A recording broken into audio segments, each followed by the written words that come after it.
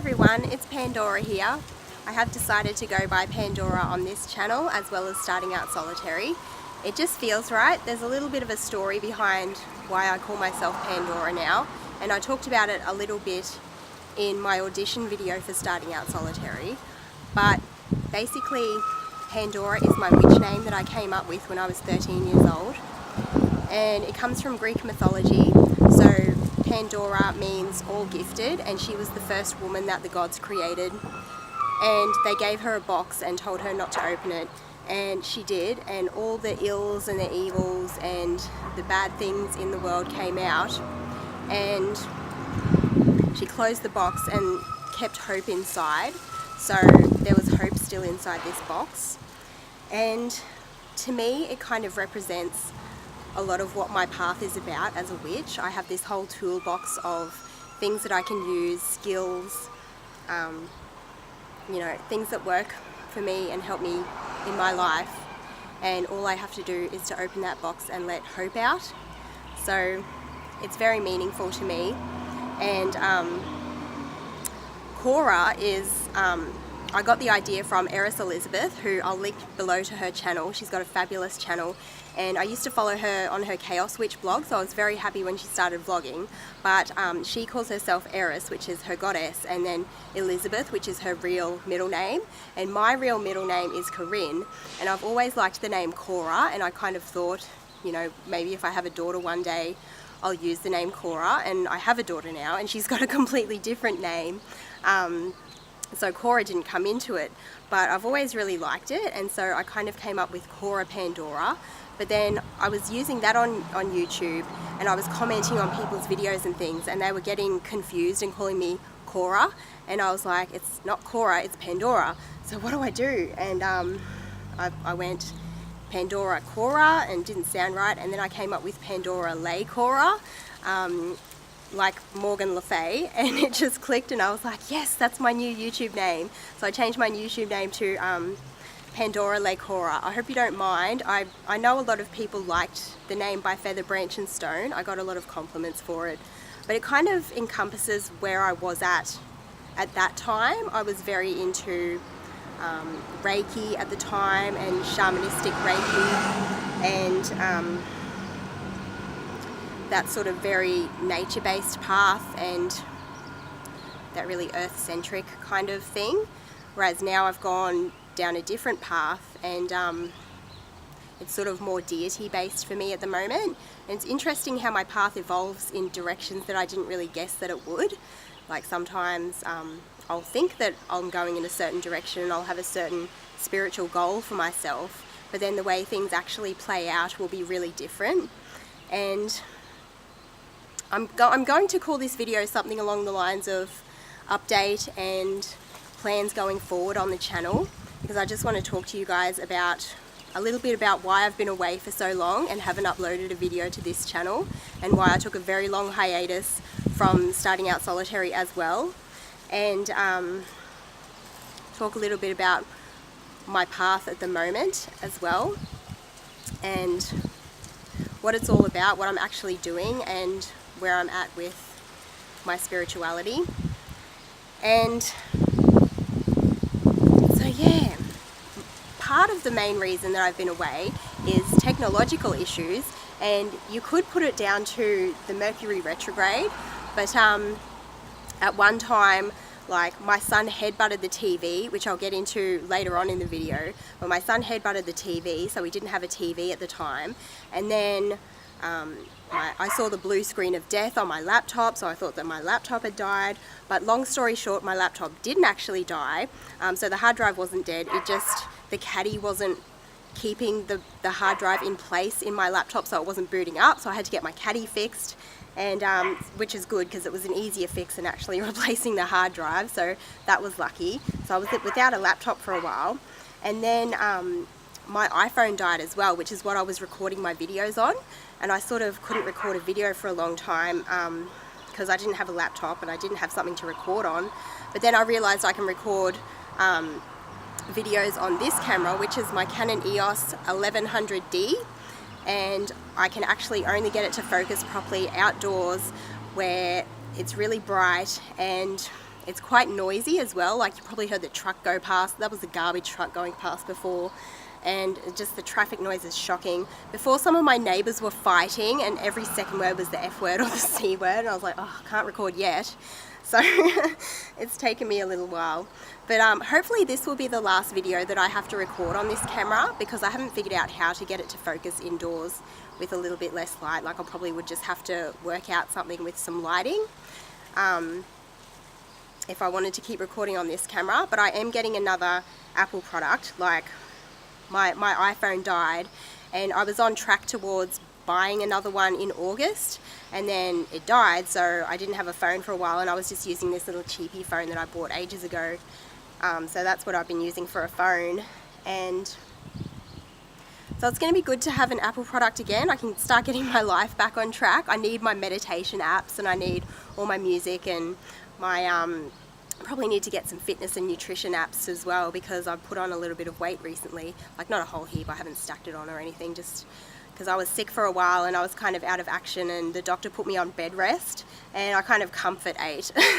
So I wasn't really active and I was comfort eating, so there's just a few extra pounds there. My jeans are a little bit tighter than usual, but yeah, so that's part of the reason why I wasn't recording and why I had to take a hiatus from SOS. And getting back to the bit about my son headbutting the TV, I actually have been going through the process of having my son assessed and diagnosed with ASD. So he's been diagnosed with ASD level 2 and high functioning autism. So that has been a bit of a private battle and a bit of a challenge for me, and a bit of a stressful thing for me, to be honest, and sort of didn't have a lot of support from the family. They were a bit, like my parents and my husband were a bit, you know, there's nothing wrong with him. They diagnose kids with too much these days, and it's all just labels and rah rah rah, and we can handle it ourselves. And my parents sort of just thought that I just needed to discipline him a little bit better, which I try so hard to discipline that child. And I've done parenting courses, like I've done the Triple P Positive Parenting Program and Circle of Security and things like that. I want to do 1, 2, 3 Magic next, which is another really good one. But yeah, so he has high functioning autism, and I've had to, you know, go through the process of kind of grieving that and accepting that. And like, he's great. He's got a lot of, he's got quirks, and he's got a lot of good traits as well. Like, he actually has what they call hyperlexia, which is the precocious ability to read beyond his age level. And the way he can read is just phenomenal. Like, he can, and really hard words, and if he doesn't know it, he'll still sound it out and have a go. Like, it's just amazing. He's only 5, by the way, so he's in prep at school, and next year he'll be in grade 1, and he's been going to grade 1 for reading group. So he's been going to the grade 1 class for reading group, and so yeah, he's great in a lot of ways. Like, he's a really marvelous little boy. But it has, you know, even high functioning autism does not mean easy autism, and there have been a lot of challenges with his behaviour. Like, his teacher says she has no concerns about him academically, but it's all just the behaviour. And so yeah, I've got the diagnosis now, and I went through the process of NDIS planning. So I've been approved for an NDIS package, so we can take him to speech therapy and occupational therapy. So I've been taking him to speech and OT. So that's hopefully going to help in the future. But still, like, even with high functioning autism, I don't know what his life's going to be like in the future, and what the future's going to bring, whether he'll ever be able to live independently and things like that. And I've thought very hard about whether to talk about this on YouTube, because I do very strongly believe in disability rights and people being able to tell their own story. And there's always a possibility that, like, Jonah might get older and say, "Mummy, I don't want you to talk about my autism on YouTube, and I want you to take that down." And if that's the case, then I will absolutely respect him and do that. But it's very hard because, like, I saw a blog post by another autism mum, and she was sort of saying that it's hard to know what's appropriate and what's not appropriate to share, because as an autism parent, you do sometimes need to vent, and you do need to reach out to other parents that understand a bit about what you're going through. And also, you know, that's part of the reason why I've decided to share a little bit on this channel, is because I know that some people who watch me will have gone through similar experiences to me. And it's really important to have support and people that understand. So yeah, but even his understanding of what I share, like he might not understand the implications of mummy talking about this on YouTube. So it's something that I've thought long and hard about, and it's something that I've decided to talk about for now, and that may change in the future. I may stop talking about it and the videos may all come down, but for now I've decided to speak my truth, if you will, about this.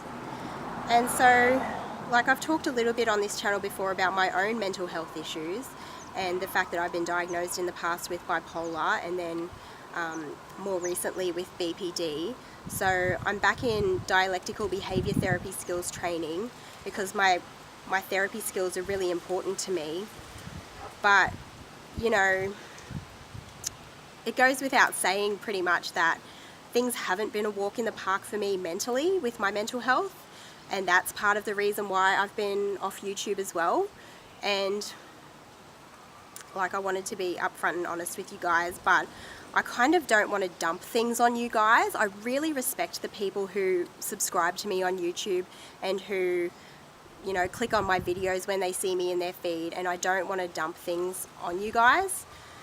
And again, it's one of those things where it's hard to know how much to share and what to share, because I want to reach out to people and I want to let people know that I go through similar things to them. But then some things are private as well, and some things I actually don't feel comfortable sharing, and some things are hard for me to talk about, and I don't want to come on camera and get upset.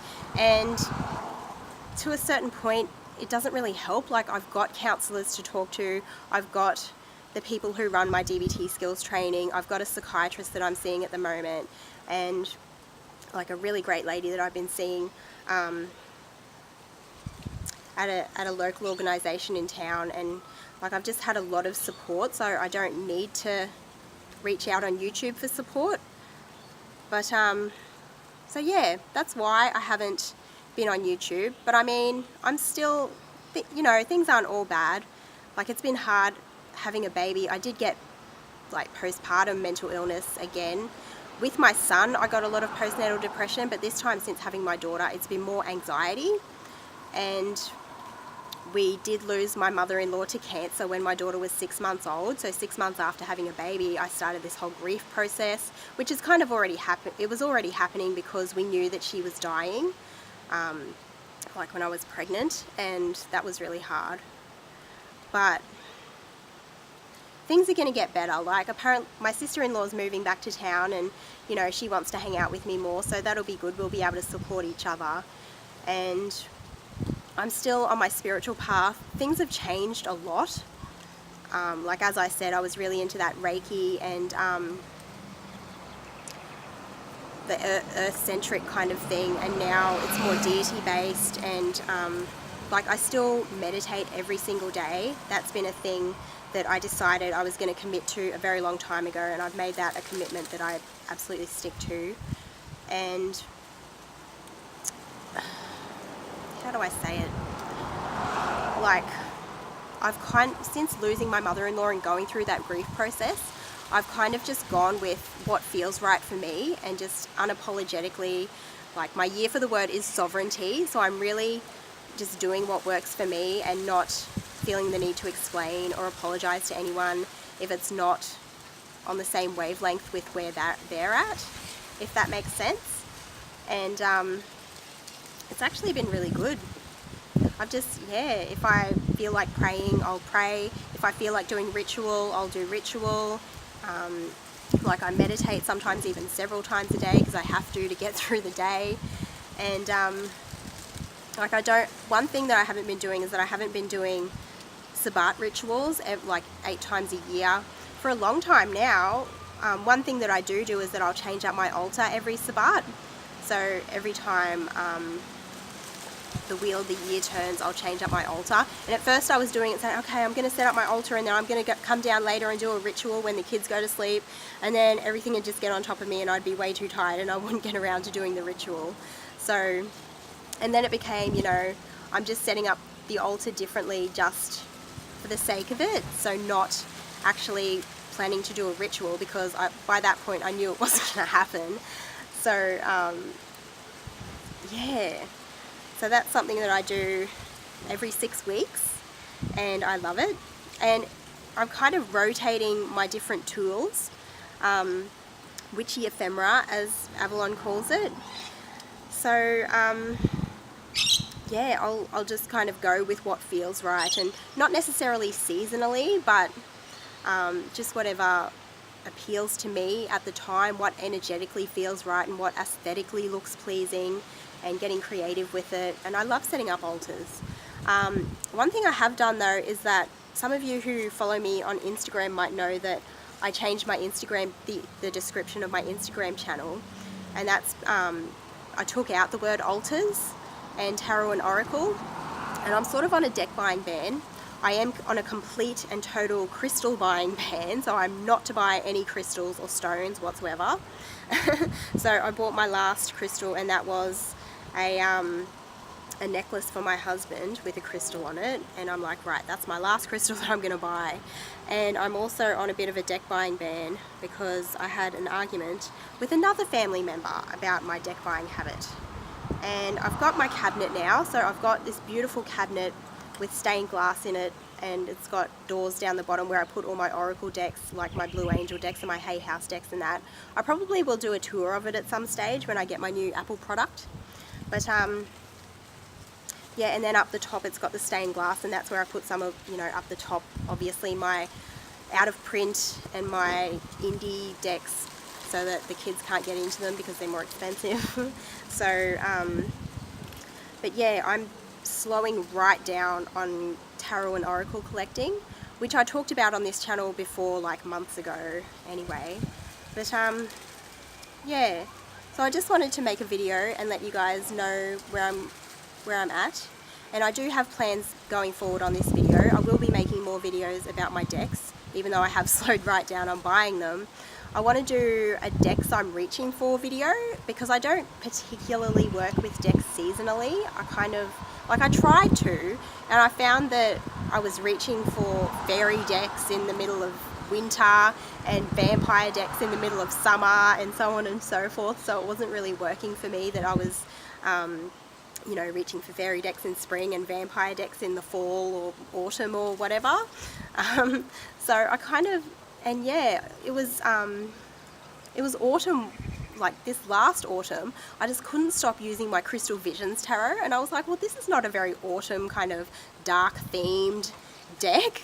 And so yeah, I probably will do a decks I'm reaching for video, and I do want to do a tour of my my space, my little like I call it a witchy room, or I was reading someone and they were calling it a nematon, and I really love that. I love calling my space a nematon. It's like a sacred space. I think it's the Celtic word for sacred grove, and it's somewhere that you do rituals and connect to the divine. So I really love that word. But yeah, I'll do tours and just more chatting.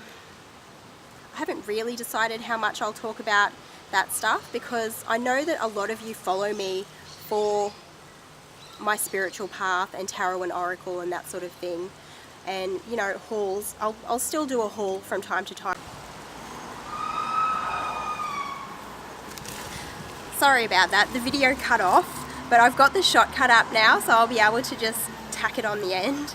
So it'll just be like, goop, goop. But yeah, I've got the kids' guinea pig. This is Rigby. What was I talking about? My plans moving forward on the channel. So I can do some hauls, like my channel's not going to be big about the hauls because I haven't got a big spending budget for my witchy path, but I will be buying some things, like my friend Juniper Moon, my Facebook friend Juniper Moon, she will be opening a new apothecary. So I'm very excited about that and looking forward to buying some things from her. And I'm long overdue to buy some things from Earthly Alchemy as well, the lovely Elder Crow from Earthly Alchemy. He just restocked his Florida water, which I will be buying some. I love it. And I'll link to them below if I can. But I've changed a lot, and my plans moving forward on this channel are going to be really different. Like, I hope that you'll still come along for the ride with me. But one of my favourite people here on YouTube is Almoon513, the lovely Racine. And so she's gone through a lot of life changes, and the types of videos that she's making are completely different. She no longer does the brand new latest decks that come out and uploading a review of them really quickly after they come out. And I remember back in the day, I kind of sorry, a currawong just flew past. It's really weird. But I remember at the time when I was watching people like her and Elise from Wild Moon Woman, which I won't talk too much about that because I honestly feel like it's really been done to death, and I've processed it myself in private, and I'm kind of Johnny come lately to it anyway, so there's not really any point talking about it. Maybe I will in another video, but not now. But I kind of had this crushing realization, and it seems silly saying it now, but I realized that my channel was never going to be like that. I was never going to be able to upload a video really quickly after a deck came out and film an unboxing for all the new decks when they come out. And at the time I was a little bit sad about it, but I'm okay with it now, and I think that the people who follow me for what I do, for the content that I do produce on YouTube. And